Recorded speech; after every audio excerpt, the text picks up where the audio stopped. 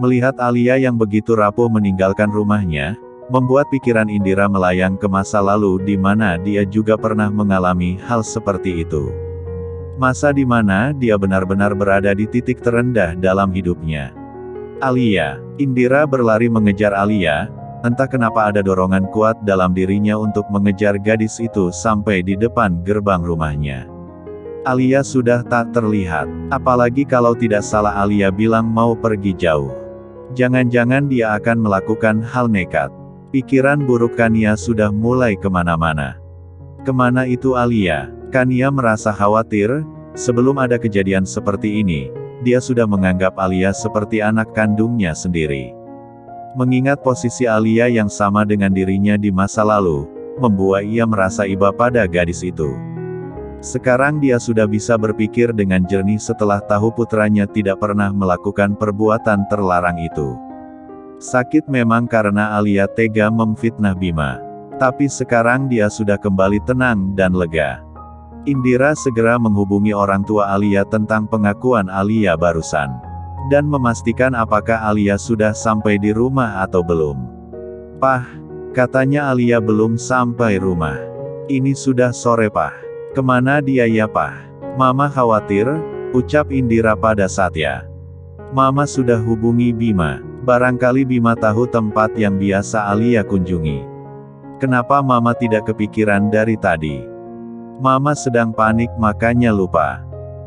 Sudah 3 hari Bima mencari keberadaan Vano untuk membuktikan bahwa dirinya tak bersalah. Gara-gara pernyataan Alia, mamanya sampai sekarang tidak mau berbicara dengannya. Dia hampir frustasi dan enggan sekali untuk pulang ke rumah. Beberapa kali Alia menghubunginya, namun tak pernah dia terima. Bima sebenarnya kasihan pada sahabatnya itu. Tapi apa masih pantas Alia disebut sahabat? Sedangkan dia begitu tega memfitnah dirinya.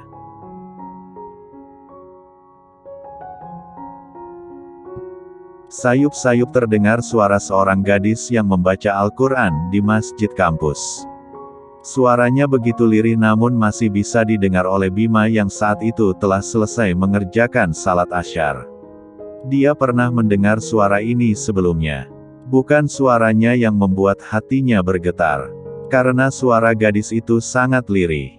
Namun kepribadian sang gadis yang membuatnya terpesona. Sivana Aurelia, seorang mahasiswi berjilbab yang menarik perhatian Bima. Bima ingin mengenal Sivana lebih jauh. Tapi saat mengingat dirinya yang harus menikahi Alia jika dia tidak bisa mendapatkan Vano, membuat Bima ragu mendekati gadis itu. "Hei Pak Ustadz, hati-hati zina mata. Astagfirullah. Gan-gan ngagetin aja loh.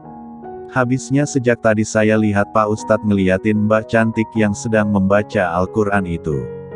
Ada apakah gerangan Pak Ustadz? Udah deh gak usah sok formal gitu deh. Hahaha. Kenapa gak coba nyatain perasaan aja sama dia Bim? Barangkali dia juga suka sama lo. Daripada lo cuma diam-diam ngeliatin dia aja. Udahlah Gan, gak usah dibahas lagi. Siapa juga sih yang tertarik? Halah gak usah bohong lo. Gue sering lihat lo diam-diam merhatiin dia lo. Sok tahu lo. Udah yuk ke base camp. Anak-anak udah pada nungguin. Lah itu si Neng manis gak ditungguin bang. Lo belum pernah ditimpuk pakai sepatu ya, Gan? Ngeledek terus dari tadi. Ampun bang. Jangan dong. Sayang banget si Neng dianggurin. Buat aneh aja ya bang. Jangan. Enak aja. Jatah gue tuh. Cie. Keceplosan juga nih abang. Hahaha. Dasar rese lo. Udah ayo cabut. Kayaknya HP lo bunyi tuh Bim. Iya nih, bentar ya. Bima mengambil ponselnya dan melihat nama yang tertera di layar. Bima lantas menjauh dari Gani untuk mengangkat teleponnya. "Halo, assalamualaikum Ma." "Waalaikumsalam. Bim, sebelumnya Mama minta maaf ya karena Mama kemarin marah-marah sama kamu.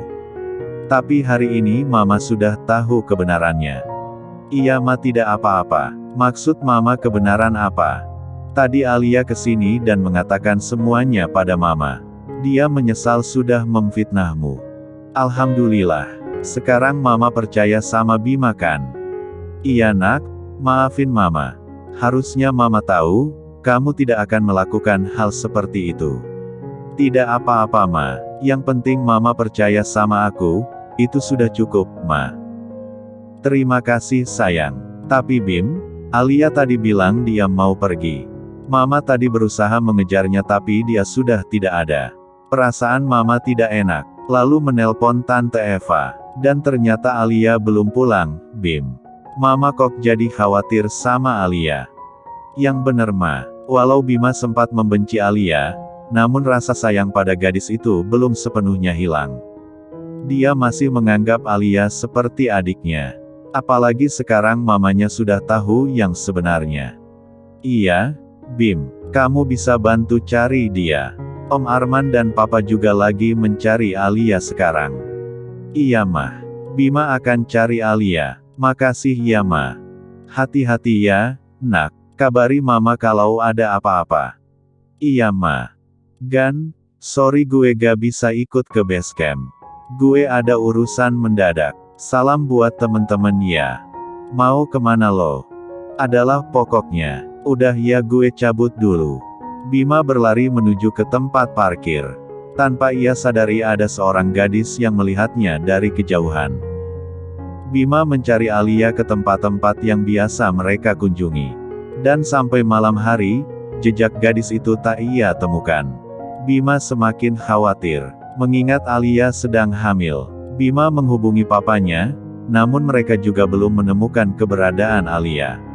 Kamu kemana sih Al? Kenapa selalu saja berpikiran pendek? Gak mikir apa akibatnya dari keputusan konyolmu ini? Bima menggerutu dalam hati. Dia kenakan lagi helmnya dan melaju lagi bersama motor kesayangannya. Tiba-tiba saja perut Bima keroncongan.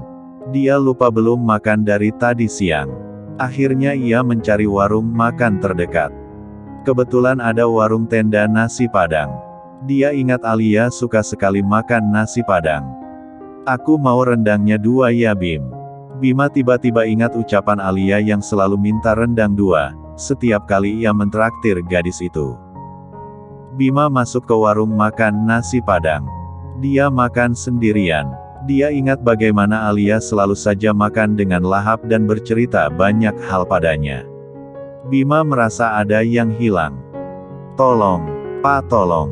Itu di depan ada yang pingsan. Bima mendengar teriakan salah satu pengunjung kalau ada yang pingsan di depan warung. Bima spontan menghentikan makannya. Dia dan pemilik warung segera keluar melihat orang yang pingsan. Mana Mbak yang pingsan? Itu Pak di sana. Pengunjung itu menunjuk ke dekat tempat parkir. Dan benar ada gadis yang tergeletak di sana. Aduh ada-ada saja. Itu pingsan apa mati? Mana di depan warung saya lagi? Bisa berabe ini.